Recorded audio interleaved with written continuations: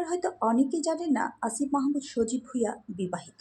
তিনি গত ৮ মাস আগে বিয়ে করেছেন। স্পিক উইথ রাশেদ নামক একটি টক শোতে তিনি তার বিবাহিত জীবনের গল্প বলেন। তিনি বলেন, সোশ্যাল মিডিয়ায় পরিচয়, এরপর প্রেম, 25 দিনের মাথায় বিয়ে করেন।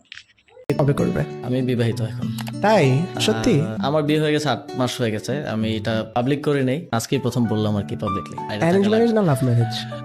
কি রে, এটা তো ভেবে বলার কি আছে? লাস্ট বাংলাদেশের কোন পাবলিক ফিগার বিয়ে গোপন রেখেছিল সেটা হচ্ছে শাকিব খান, এরপরে মনে হয় আপনি। হাঁস খেতে গিয়ে দেখা হয়েছিল? না, হাঁস খেতে গিয়ে তো actually I am looking for a job.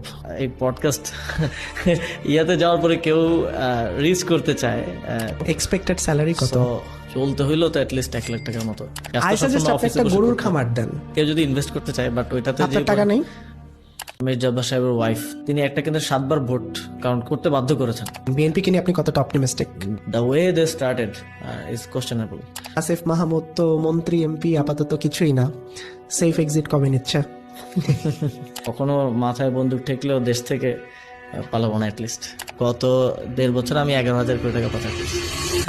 এটা আমি আপফ্রন্ট নিজে থেকে বলি নাই, আমাকে কেউ কোশ্চেনও করে না এইভাবে। সো আজকে কোশ্চেন আসলো এই জন্য আই থিঙ্ক যে থ্যাংক ইউ। তো কেমন যাচ্ছে বিবাহিত জীবন?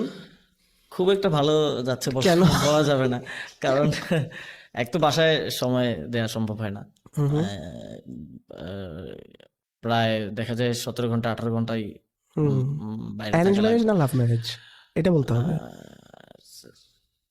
কি রে, এটা তো ভেবে বলার কি আছে? মিথ্যা কথা বলা যাবে না। এটা মিথ্যা বলার জন্য ভাবতেছি না, এটা মূলত আই থিঙ্ক এটা এক ধরনের fusion of arranged and love both. Okay, একটু শুনি না প্লিজ। আর পরিচয় বলতে হবে না, স্টোরিটা শুনি।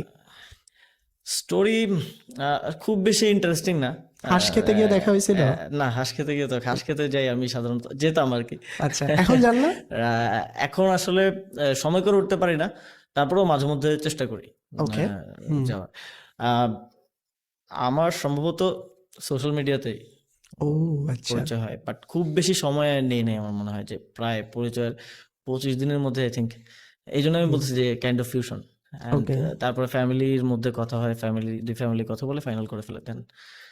আচ্ছা, তখন সো বড় করে অ্যানাউন্সমেন্ট মানে অফিসিয়ালি পাবলিশ তো হয়েই গেল আজকে এপিসোড দেখার পরে। তারপরে কি প্রোগ্রাম, গ্র্যান্ড রিসেপশন এগুলো দেখবে মানুষ, নাকি ওইটাও প্ল্যান নেই?